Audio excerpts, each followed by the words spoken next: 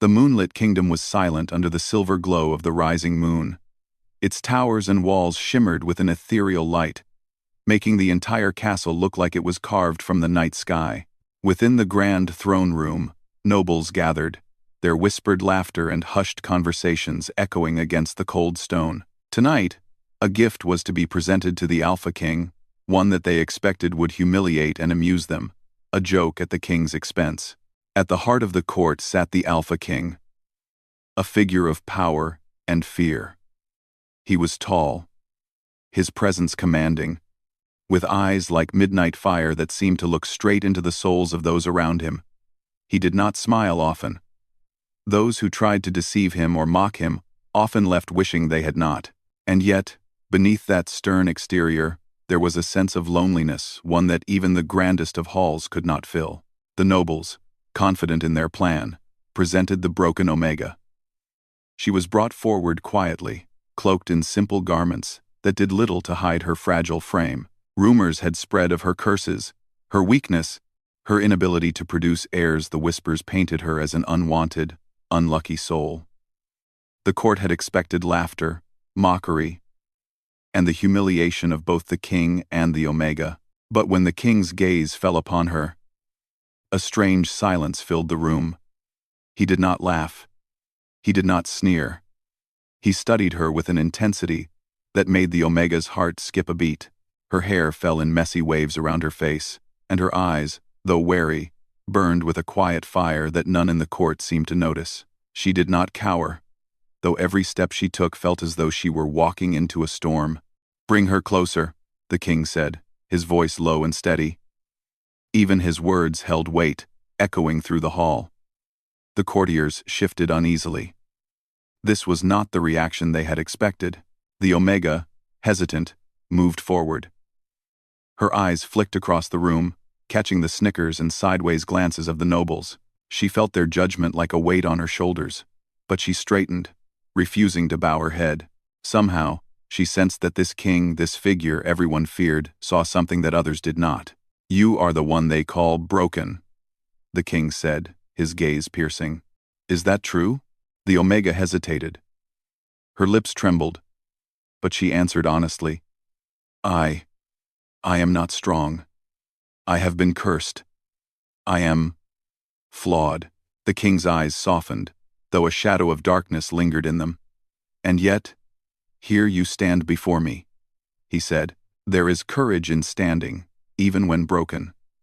Perhaps you are not as broken as they claim." A murmur ran through the room. The nobles exchanged confused glances. None of them expected the king to speak this way. Their carefully planned joke was failing before it had even begun. Without another word, the king rose from his throne. He stepped forward with deliberate grace and placed a hand near hers. Not touching, but close enough to mark his claim. "You will remain under my protection until the next moon," he declared, his voice ringing like a bell across the hall. The court fell silent, and then, slowly, gasps and whispers spread like wildfire. To claim a cursed Omega was unheard of. To do so publicly, without fear or hesitation, was bold, almost reckless. Yet, the king did not waver. The Omega's pulse raced. She had expected humiliation, rejection, perhaps cruelty. But the king's words, his calm yet commanding presence, unsettled her in a way she could not understand. She felt a mixture of fear and something else, a curiosity, a spark that had lain dormant for far too long. That night, she was led to her chamber, a room modest yet warm, overlooking the castle courtyard bathed in moonlight. She moved slowly, still unsure of her place in this strange world of kings and curses. As she entered, she noticed a scar etched on the wall, delicate, silver, almost glowing in the moonlight. It was the mark of an old battle, a sign that even kings bore the weight of pain. She shivered, realizing that perhaps the king was not as untouchable as the court believed. She could not sleep. Her mind raced with thoughts of the king, the court, and the strange pull she felt toward this man, who had claimed her not out of mockery, but with intent. The room was quiet, but whispers of fate seemed to stir in the corners. as though the castle itself watched her with anticipation. Outside, the moon moved slowly across the sky, casting shifting patterns on the stone walls. The Omega walked to her window, peering down at the courtyard below. Shadows danced as the night wind moved through the towers, carrying with it the faint scent of jasmine and old stone. She thought of the king, his eyes, the way he had looked at her not with pity, but with recognition. Something ancient and powerful lingered there, something that spoke to her in a language she did not yet understand. She wondered about the curse they had whispered of her own, the one that marked her as broken, and his, hinted at in the strength and darkness that surrounded him. Were their fates intertwined? She could feel it in the quiet of the castle, in the weight of the moonlight on her shoulders, in the heartbeat that seemed to echo with a rhythm not her own. The servants whispered in the halls, their voices low and careful. "The king does not take broken things lightly," one said. "No one has ever dared to present him with one like this. What does it mean?" 2. But the Omega did not wait for answers from them. She sensed that this was not the time for others' judgments. Her journey had begun the moment she stepped into the throne room. And though the path ahead was uncertain, she felt a flicker of something that had long been missing: possibility, strength, and perhaps even hope. As the night deepened, she heard a faint noise from the corridor outside her chamber. It was subtle, almost imperceptible. A soft step, deliberate, yet quiet enough to make her pulse quicken. Her hand went to her chest, feeling the rapid thrum of her heart. Was it a servant, a spy, or the king himself? The door opened just slightly, and a shadow appeared in the frame. The king's figure was outlined against the moonlight. He did not enter, only watched. "You should rest," he said softly, but there was an unspoken weight in his voice. "The world outside may judge you, but here, you are seen as more than they believe." The Omega's eyes met his. For a moment, the silence spoke louder than any words could. She understood something unspoken. He had claimed her. Yes, but not for what she was rumored to be. He had claimed her for what she could become, and for the truth hidden beneath her own fears and shadows. The king's silhouette faded into the darkness, leaving the Omega alone with the silver moonlight. She stood at the window, gazing up at the sky, feeling a strange mixture of fear and anticipation. The moon hung low, almost as if it were watching her, waiting for something to unfold. Her thoughts turned to the scar she had glimpsed earlier, the one on the wall, and perhaps one on the king's hand as well. There were secrets in this castle, hidden layers of pain, power, and darkness, and in the quiet, she realized that her own brokenness was only part of the story. The other part lay in the man who had claimed her before the moon set. For the first time in her life, she did not feel like a joke. She did not feel like a burden. She felt chosen. And with that thought, a strange courage stirred within her. Perhaps she was not entirely broken. After all, as the moon reached its highest point, she whispered to herself, almost like a prayer, "If this is a joke, it is one I am willing to face. If it is fate, then I will not run from it." The castle held its breath, and in the shadows, secrets and destiny stirred together. The Alpha King had made his claim, and the Omega, fragile and cursed in the eyes of the world, now stood at the threshold of a fate she could not yet imagine. Outside, the wind whispered through the towers, carrying the faint scent of jasmine, old stone, and something ancient. Something that promised that the night, the moon, and the kingdom itself had only just begun to reveal its true power. And somewhere in the quiet halls, the first signs of a bond, dangerous and deep, began to take root. A bond that would test courage, loyalty, and the heart itself, long before the next moon rose. The morning light seeped through the tall windows of the moonlit kingdom, painting the stone floors with pale gold. The castle was quiet, but the air was heavy with anticipation. The Omega, once a whispered joke of the court, now found herself under the direct gaze of the Alpha King.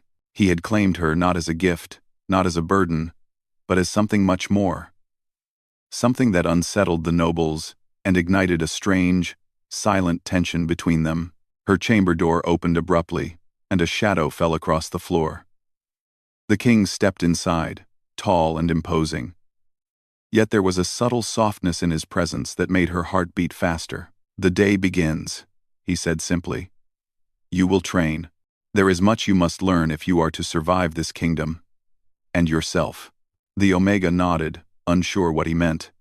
She had been brought here for reasons she did not fully understand. Some nights, she had felt the weight of whispers, the court's scorn pressing in like a physical force.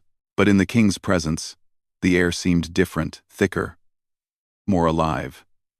It was as if every glance, every motion, carried meaning beyond the ordinary. The training yard was vast, an open space surrounded by high walls and shadowed towers. The king stood at its center, arms crossed, watching her approach. She felt exposed, fragile, and yet a flicker of defiance stirred within her. She would not be mocked again. "You will begin with endurance," he instructed. "Your body may be weak, but your mind can become your greatest weapon." The exercises were simple in appearance, running, lifting, holding, but their intensity was unlike anything she had known. Every movement pushed her beyond her limits, testing not only her strength but her willpower. And always, the king watched. He did not shout. He did not correct harshly. Instead, his gaze was sharp, measuring, waiting for her to rise to her own potential. At first, frustration bubbled within her. She stumbled. Her body ached, and doubt whispered in her mind. Why would he waste time on me? But gradually, she began to notice subtle lessons hidden in the exercises. Each fall, each failure, taught her more than the court ever had. With every lift of her head after a stumble, she felt the faintest spark of pride. The nobles watched from the shadows, whispers trailing behind them like smoke. "She cannot last," one said. "The king will see her weakness," but the king ignored them. His focus remained solely on the Omega. There was a strange intensity in his gaze, a recognition of something hidden beneath her fragility. And as the sun climbed higher, she began to realize that this training was not only for her body, it was for her mind, her courage, and her very soul. Days passed, and the bond between them grew, though neither spoke it aloud. Moments of shared silence carried more meaning than words could ever capture. The king's presence was constant, a quiet force guiding her, testing her, shaping her, and the Omega, in turn, began to trust him in ways she had never allowed herself before. Yet, as their connection deepened, the whispers of the court grew louder.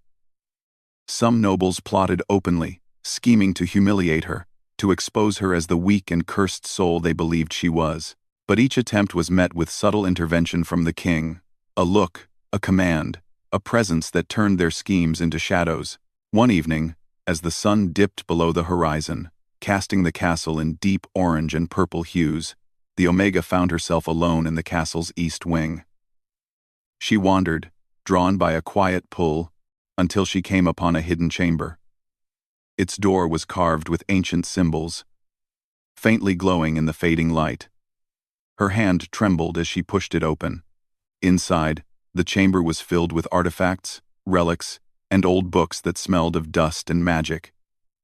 The air was thick with power, as though the room itself remembered events long past.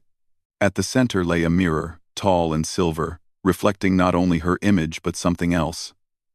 A faint, shadowy figure standing behind her. She spun, but the chamber was empty. Her heartbeat raced. This place, she realized, held secrets. Secrets of the king, perhaps, and of the curse that surrounded him. And in the reflection, she saw a flicker of something she could not explain, a bond forming between herself and the man who had claimed her. The chamber seemed to whisper in silence, urging her to look deeper, to understand what fate had in store. As she left the chamber, the king's voice echoed behind her. "You have found it," he said softly, stepping into the corridor. "Few ever see what lies hidden. Few ever dare." The Omega felt both fear and curiosity. "What is this place?" she asked, her voice barely above a whisper. "It is a place of truth," he replied. "It shows what the world cannot, what is hidden in shadows, and what is waiting to awaken." Her thoughts turned to the rumors she had heard, the curses, the whispered failures, the tales of doom attached to her name. And yet, standing before the king, she realized that the truth was not what others believed. The bond they shared, the lessons, the moments of trust they were forging, something stronger than fear or superstition. The following days were a mixture of training, whispered lessons, and quiet revelations. The king taught her strategy, awareness, and the subtle ways in which strength could be measured not by muscle alone but by wit and courage. He challenged her in ways the court never expected, forcing her to think, to adapt, to rise above the mockery and the doubts. At night, she often found herself standing by the windows, gazing at the moon. The silver light reminded her of the first night she arrived, the night she felt both fear and hope, and she could not shake the memory of his eyes, the scar she had glimpsed, and the quiet power that seemed to follow him like a shadow. One night, as the blood moon rose, she felt a strange pull in her chest, a sensation that both frightened and enthralled her. The king appeared silently at her side, watching the moon with a look she could not read. "The moon carries more than light tonight," he said quietly. "It carries truth, and sometimes it carries power we cannot control." The Omega turned to him, fear mixing with fascination. He did not answer directly. Instead, he extended his hand, a silent offer of trust, guidance, and something deeper, something unspoken that drew her toward him. The pull between them was almost tangible. A bond forged in shadows and silver light, tempered by fear, curiosity, and something neither had fully admitted: longing. But even as they stood together, the castle stirred with unseen threats. The nobles' plots had not ended, they had only grown more desperate. Some whispered of rebellion. Others sought to uncover the secrets the king kept hidden. The blood moon, rising high above the towers, seemed to respond to their schemes, casting its eerie red light over stone and shadow alike. The Omega's heart raced. She had grown stronger in body, mind, and spirit, but the dangers of the court, the castle, and the king's own past were still unknown. And as she looked up at the blood moon, she realized that her destiny and the king's was entwined in ways she could not yet understand.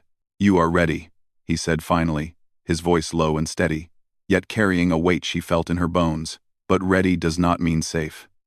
Tonight, you will see the first of what waits when the world tests us both."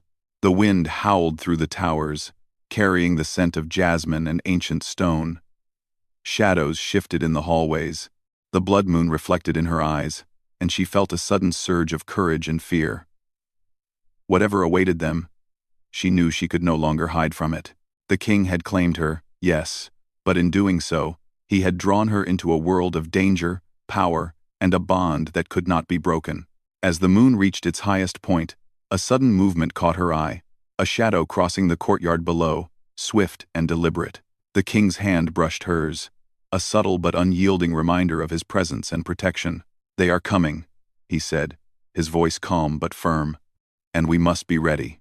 The Omega swallowed hard, her heart pounding. The training, the whispers, the secrets, it had all led to this moment. The blood moon hung above, casting red light over the castle walls, and in that crimson glow, she felt the first stirrings of something she had never known before: true courage, unbreakable will, and the undeniable pull toward the man who had claimed her before the moon set. Together, they moved toward the courtyard, shadows of the past and future swirling around them. The night was alive, the air thick with danger, and the bond between the Alpha King and his Omega deepened, a tether forged in challenge, trust, and the faint whisper of destiny. Cliffhanger. As they reached the edge of the courtyard, a sudden explosion of red light erupted from the castle gates, an omen of the trials, betrayal, and supernatural forces that would soon test their strength, courage, and the fragile bond forming between them. The blood moon hung high over the moonlit kingdom, casting its crimson light across the castle walls. Shadows stretched unnaturally, twisting and bending with the flicker of torchlight, as though the night itself had come alive. Inside the castle, the Alpha King and his Omega moved through the halls with a purpose. Danger was close, and the whispers of the nobles had grown louder, turning into a threat that could no longer be ignored. The Omega, once fragile and uncertain, now moved with a quiet determination. Her training under the king had sharpened her mind, strengthened her body, and awakened a courage she had never known. She had learned that strength was not only in the swing of a sword or the endurance of muscles, but in the courage to face fear itself. And tonight, that courage would be tested. The king's hand rested lightly on her shoulder as they entered the main hall. His eyes, dark and deep, flickered with both concern and admiration. "They have underestimated you," he said quietly, so only she could hear. "And that is why you must be ready. You will see what it means to fight not for yourself alone, but for what you both hold dear." The nobles had gathered in secret, planning to expose her weakness and disgrace her publicly. They believed the Omega's curse made her fragile, incapable, unworthy. Yet none of them had seen the fire she had discovered within herself, the fire the king had helped her ignite. Suddenly, a loud crash echoed through the hall, followed by hurried footsteps. The doors burst open, and shadows moved like smoke through the torch's light. Figures cloaked in darkness advanced, their intent clear. They sought to capture her, to humiliate her, and perhaps to harm the king. The king stepped forward, his presence commanding. His voice rang out like steel. "You will not touch her." The shadows hesitated, and in that moment, the Omega acted. She had learned to move silently, to anticipate, to act with both courage and intelligence. Using the skills the king had taught her, she slipped past the first few intruders, guiding them into traps she had noticed in the castle's architecture. Her movements were precise, confident, and filled with a newfound power that astonished even her. The king watched, pride and something deeper flashing in his eyes. She was no longer the broken Omega they had presented to him. She was becoming something more resilient, resourceful, and dangerous to those who underestimated her. But the danger was far from over. The nobles' plots had been more cunning than she realized. As the intruders fell back, another threat emerged, a figure from the shadows, who moved with unnatural speed and strength.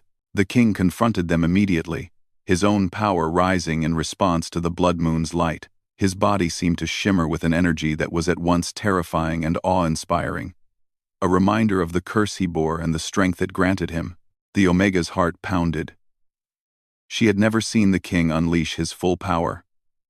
It was both beautiful and frightening, like a storm contained within a man. And yet, she felt no fear, not truly. She trusted him, and in that trust, she found courage. When the shadowed figure lunged toward her, she dodged instinctively, guided by both training and instinct. She realized that her mind had become sharper, her senses keener. The king's lessons had not been about control alone, they had been about awakening potential, about finding strength even in the moments when fear threatened to dominate. The intruder struck again, and this time, the Omega acted without hesitation. Using the environment around her, she created a trap that sent the figure sprawling. The king moved to secure the intruder, and for a moment, the two stood together in the crimson glow of the blood moon. A silent understanding passing between them. "You are ready," the king said softly, his voice carrying more than just words. It was an acknowledgement, a recognition of her growth, and a promise of what was yet to come. But even as they stood together, the castle seemed to shift around them. The blood moon's light touched the ancient stones, and a strange vibration ran through the walls. The Omega felt it in her bones, a pulse that was both power and warning. The curse they shared, though different in form, was awakening. It was as though the castle itself was alive, responding to their bond. And the bond was awakening something far greater than either of them had anticipated. The nobles had not yet realized the depth of their mistake. Their plans, fueled by arrogance and scorn, had brought more than ridicule. They had summoned the very forces that the king and Omega were only beginning to understand. Shadows twisted into forms that seemed almost alive, moving with intention, testing them, pushing them to the edge of fear and courage alike. The Omega's chest tightened, not with fear, but with focus. She had discovered a strength within herself she had never known. Her past, the whispers of curses and weaknesses, no longer defined her. She was no longer a pawn in the noble's game, she was a player, and she was ready to fight. The king moved beside her, a protective yet equal force. He did not shield her entirely. He allowed her to act, to prove herself, to become the Omega she was meant to be, and in that act, their bond deepened. It was no longer just about power or protection, it was about trust, respect, and the beginnings of something neither could yet name but both felt in every glance, every shared breath. As the intruders were driven back, the castle walls shuddered again, and a faint glow appeared at the far end of the hall. Ancient symbols, etched into the stone long before either of them had been born, began to shimmer. The blood moon's light seemed to feed them, making the room pulse with energy. The king turned to the Omega, his eyes reflecting the crimson glow. "Do you see it?" he asked. She nodded, awe and fear mingling within her. "What is happening?" "It is the awakening," he said. "The curse, our bond, the power within this castle. It all responds when the blood moon rises. We are connected to it, whether we understand it or not. And tonight, we will see just how deep that connection goes." The Omega swallowed hard, her heart racing. She had faced fear, danger, and her own doubts. But the unknown ahead filled her with both anticipation and trepidation. She realized, with a sudden clarity, that she was no longer merely surviving, she was becoming something stronger, something vital, and something deeply entwined with the Alpha King. As they moved deeper into the hall, a sudden explosion of red light erupted from the far chamber, shaking the stones beneath their feet. The air was thick with power, and the shadows writhed as if alive. The king's hand found hers, firm and unyielding, a reminder that whatever came next, they faced it together. The Omega felt a surge of courage unlike any she had known. "I am ready," she whispered, her voice steady, not because she was fearless, but because she had learned to trust herself and him in ways that transcended fear. The king gave a slight nod, a silent acknowledgement of her growth, and then moved forward, their hands still joined, as the glowing symbols pulsed with energy and the shadows drew closer. The castle, alive with power and destiny, awaited their next move. In the heart of the hall, the first true trial of the curse revealed itself. A creature of shadow and flame, born of both the blood moon and the noble's arrogance, lunged toward them. Its eyes glowed like embers, and its voice echoed like rolling thunder. The Omega did not flinch. She raised herself, her muscles, mind, and spirit in perfect harmony with the lessons of the king. Together, they met the creature, side by side, the crimson light reflecting off their determined faces, and in that moment, the Omega understood fully. She was no longer broken. She was becoming. Cliffhanger. As the creature roared and the blood moon reached its peak, the king and Omega felt a strange, unearthly pull of force binding them, their power, and the castle together. If they did not survive, the curse would not only destroy them but awaken something far darker that had been waiting for centuries. The moonlit kingdom shivered beneath the blood moon, its silver and crimson glow painting the castle walls with fire and shadow. The air was thick with magic, tension, and the weight of destiny. Every whisper, every movement, seemed amplified, as if the castle itself were alive and waiting for what was to come. The Alpha King and his Omega stood side by side in the main hall, their hands clasped, hearts racing. The creature of shadow and flame that had appeared in Part 3 now towered before them, its eyes burning like coals, its body a writhing mass of darkness and power. It was no ordinary threat, it was a manifestation of the blood moon, the curses that lingered in the castle, and the arrogance of the nobles combined. Its growl echoed off the stone walls, shaking the chandeliers and rattling the torches. "You must be ready," the king said, his voice low but commanding. "This is no longer a test. This is the truth of the power we share." The Omega swallowed, her chest tightening. She had grown stronger, sharper, braver, but this was unlike anything she had imagined. Her mind raced through all the lessons the king had taught her: endurance, observation, strategy, and courage. Every step she had taken since her arrival led to this moment. And yet, fear brushed against her like a cold wind. "I am ready," she said firmly. Not because she felt fearless, but because she had learned to trust herself and him. The king's hand squeezed hers, a silent reassurance, and together they stepped forward. The creature advanced, its massive shadow stretching across the hall, each movement stirring the air with a force that seemed to bend reality. The Alpha King's power awakened fully. His aura shimmered, dark and golden at once, and the castle walls seemed to respond to him, pulsing with energy. The Omega felt it too, the bond they shared now intertwined with the very essence of the castle. The blood moon's light reflected in her eyes, and she realized that the curse, once feared, could now be a weapon. A tool of strength if wielded with courage and unity. The first clash came swiftly. The creature lunged at the king, but the Omega was faster than she thought possible. She pushed him to safety, her mind working in tandem with his, anticipating the creature's movements and strikes. For a moment, time seemed suspended. Shadows and moonlight twisted around them, the creature's roars mingling with the beating of their hearts. "You are stronger than I imagined," the king said, his voice filled with awe. "But you must not hesitate. Trust yourself.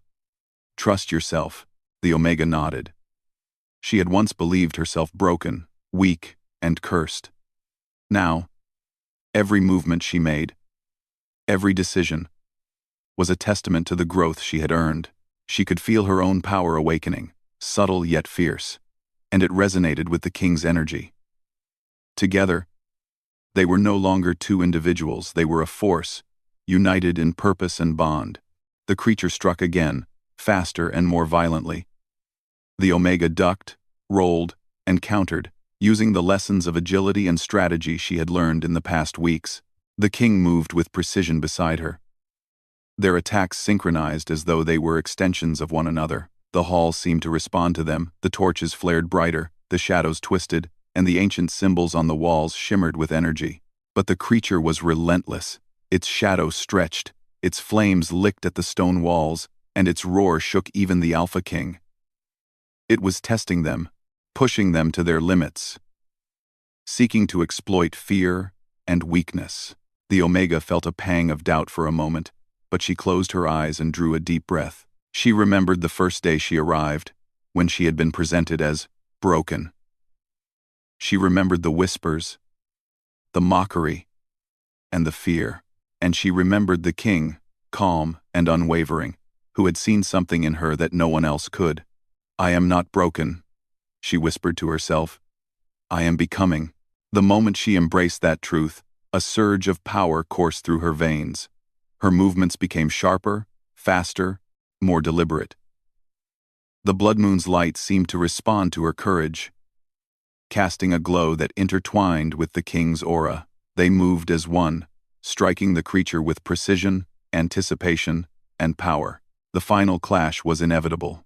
The creature roared, a sound that shook the very foundation of the castle. It lunged at the Omega, and she met it head-on, using her mind, strength, and courage to push it back. The king joined her, their bond and shared energy creating a force the creature could not withstand. Together, they channeled every lesson, every ounce of courage, and every spark of their shared bond into one final strike. The creature howled, a sound like wind and fire combined, before dissolving into shadows that scattered like smoke through the hall. The blood moon's crimson glow began to fade, replaced by the soft silver of dawn. The castle seemed to exhale, as though relieved, and the hall was quiet, except for their breathing. The Omega collapsed to her knees, exhausted, yet exhilarated. The king knelt beside her, placing a hand gently on her shoulder. "You have done it," he said softly. "You faced fear, danger, and power beyond imagination. And you became more than anyone expected." Even I did not know the strength you could hold." Tears welled in her eyes, not from pain but from the weight of realization. She had arrived at this castle, thinking herself broken. A joke for the court, she had faced ridicule, danger, and her own doubts, and emerged stronger, braver, and alive. She had become something far greater than the title of Omega could ever convey. The king extended his hand. She took it, and for a moment, they simply stood together, hands clasped, hearts beating in unison. In that silence, there was trust, understanding, and the quiet beginnings of love, deep, enduring, and real. "Tonight," the king said, his eyes reflecting the first light of dawn, "you have proven not only to me, but to yourself, that you are not broken, you are whole. You are my equal, my mate, and my bond in this kingdom. Together, we are unstoppable." The Omega looked up at him, awe and gratitude mingling in her gaze. I never imagined this," she whispered. "I never imagined that I could be more." He smiled softly, a rare, genuine smile that lit his face. "You are more than you know. And together, we will face whatever comes next. For the blood moon has passed, but our journey has only begun." As the sun rose over the moonlit kingdom, the castle bathed in warm golden light. The shadows of the night, the curses, and the dangers were behind them. For now, the nobles, humbled by the display of courage and unity, whispered among themselves, realizing too late that the Omega's strength had always been hidden beneath her quiet exterior. The Omega and the king stood on the highest tower, gazing out at the kingdom that stretched beneath them. The wind carried the scent of jasmine, stone, and a promise of new beginnings. Though the blood moon was gone, the lessons of the night lingered. Courage, trust, and the power of bond. "I once thought I was cursed," the Omega said softly. "But now I see, some curses are gifts, if you know how to face them." The king nodded, his gaze never leaving hers. "And some gifts are stronger than any curse," he replied. "You are my gift, and together, we have turned fear into strength, shadows into light, and weakness into power." The castle walls seemed to hum in agreement, ancient stones remembering every moment of courage, every act of trust, and every step toward redemption.